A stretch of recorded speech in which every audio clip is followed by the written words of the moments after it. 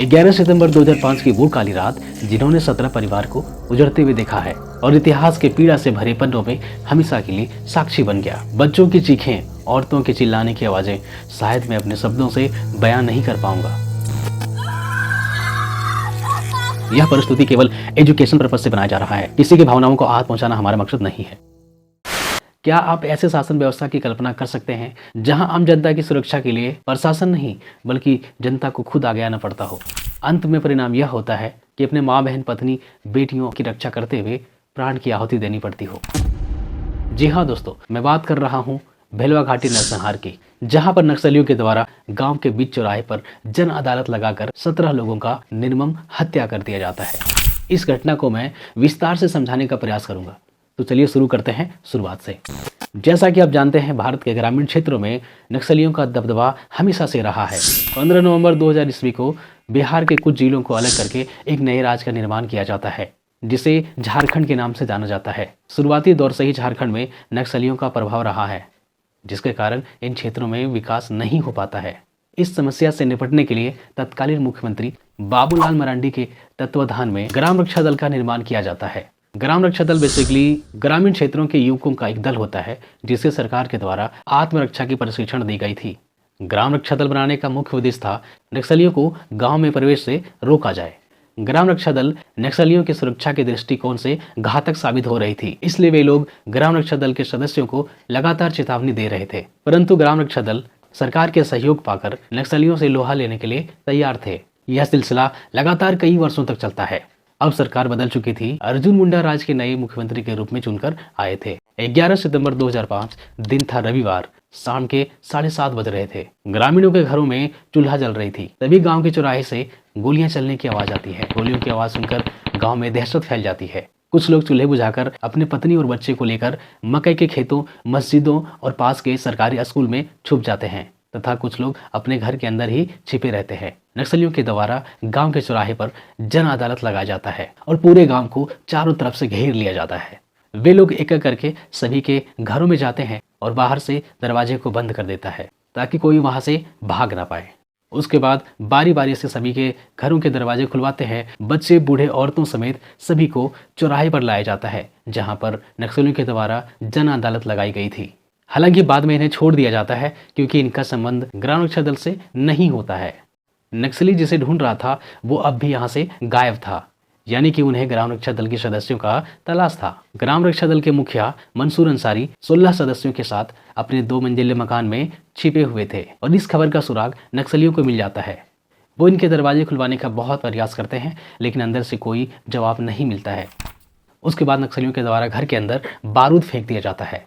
धमाके की आवाज इतनी तेज थी, घर के दीवारों में दरार पड़ जाती है। दरवाजे और खिड़कियां टूटकर सड़क पर बिखर जाती है। घर के सामान क्षतिग्रस्त होकर इधर उधर बिखर जाता है और पूरे घर धुआं से भर जाता है। बम पटकने से जो है पूरे घर दहल जाता है और वो जो नक्सली होते हैं वो यही गेट से एंटर करते हैं और ऊपर जाकर के सभी जो ग्राम रक्षा दल थे उसको पकड़ करके लाते हैं और चौराहे पे ले जा करके उसका हत्या कर दिया जाता है। नक्सली अब घर के अंदर घुसते हैं और फर्स्ट फ्लोर पर चला जाता है। वे लोग वहां पर देखते हैं कि ग्राम रक्षा दल के 17 सदस्य छिपकर बैठे हुए हैं। उसके बाद बारी बारी से सभी के कपड़े उतारते हैं और उन्हीं कपड़े से उनका हाथ पैर शरीर से चिपकाकर बांध दिया जाता है और घर से निकालकर चौराहे पर ले जाया जाता है, जहां पर नक्सलियों के सरदार जन अदालत लगाकर बैठा हुआ था।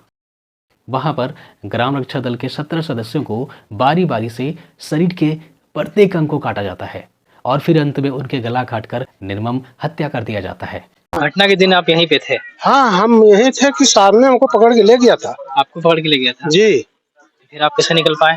हमको कुछ नहीं किया जी। लड़का इसमें जो ग्राम रक्षा दल का सदस्य था बना हुआ यहाँ जैसे भेलवा घाटे में, उस सभी लड़का को ले गया पकड़ के उधर, हम लोग को वहीं छोड़ दिया और वो लोग को मैंने चौबटी पर ले जाकर सबको मारा है। और यह परिदृश्य उनके परिजन अपनी आंखों से देख रहे होते हैं। वे चीखते हैं, चिल्लाते हैं, उनकी प्राण की भीख मांगते हैं, पर नक्सली उनकी एक भी नहीं सुनते हैं और एक साथ 17 लोगों का मौत का घाट उतार दिया जाता है। घटना के सुबह यानी कि 12 सितंबर को तत्कालीन मुख्यमंत्री अर्जुन मुंडा और पूर्व मुख्यमंत्री बाबूलाल मरांडी समेत कई अधिकारी वहां पहुंचते हैं, घटना की जायजा लेते हैं और ग्राम रक्षा दल के परिजनों से बात करते हैं। मरने वाले ग्राम रक्षा दल के सदस्यों के परिजनों को 2.5 लाख रुपए, एक सरकारी नौकरी और उनके बच्चों के लिए उच्च शिक्षा प्रदान करने की घोषणा की गई थी तथा मंसूर अंसारी, जिसके घर बारूद से उड़ा दिया गया था, उसे 10 लाख रुपया अतिरिक्त मुआवजा के रूप में देने का आह्वान किया गया था। दुख की बात यह है कि भेलवा घाटी नरसंहार के 20 साल पूरे होने को चले हैं, लेकिन अभी तक केवल एक नौकरी और 1 लाख रुपया का मुआवजा ही मिल पाया है। हम लोग को इतना ही कहना है कि सरकार अभी जो है वो हम लोग को जो बकाया है सो थोड़ा मेहरबानी करते हैं कि हम लोग को गरीब को मिल जाए, बहुत अच्छा रहेगा। हम लोग माँ बाप को बहुत दिक्कत हो रहा है। बाकी के राशि का कोई अता पता नहीं है, ना ही किसी सरकार के द्वारा इसकी चर्चा भी की जाती है। आज भी गांव में कोई खास विकास नहीं हुई है। विकास के नाम पर केवल सड़कें और एक थाना का निर्माण हुआ है। ग्रामवासियों को पीने के लिए साफ पानी आज भी नहीं मिल पा रही है। पानी कहाँ है? सबसे ज्यादा भेलवा घाटी में पानी का बहुत बड़ा अहंकार मच रहा है, बहुत बड़ा। न ही पढ़ने के लिए उनके पास उच्च गुणवत्ता का विद्यालय है। शिक्षा का कोई व्यवस्था नहीं हुआ। दोस्तों, ये थी कहानी झारखंड के भेलवा घाटी नरसंहार की, जो कि गिरिडीह जिले से लगभग 80 किलोमीटर की दूरी पर अवस्थित है। अगर आपको इस प्रकार की वीडियो पसंद आता है तो प्लीज़ आप मेरे चैनल को सब्सक्राइब कर लीजिए, बेल आइकन प्रेस कर दीजिए, वीडियो को लाइक और शेयर कर दीजिए, ताकि ऐसा ही प्रस्तुति हम आपके सामने लेकर आ पाएँ। मिलते हैं किसी और वीडियो में, तब तक के लिए आपको बहुत बहुत धन्यवाद। एक कुआं है जो कि 20 फीट का बनाया गया। आप नीचे देखेंगे इसमें पानी है ही नहीं, पूरा कुआं जो है सूखा पड़ा है। आप समझिए यहाँ पे पानी का कितना किल्लत हो सकता है। सबसे अगर जरूरी है तो पानी है, इम्पोर्टेंट सबसे ज्यादा पानी है। तो हम मांग करते हैं कि सरकार ये पानी का समस्या दूर करे और शिक्षा का समस्या दूर करे।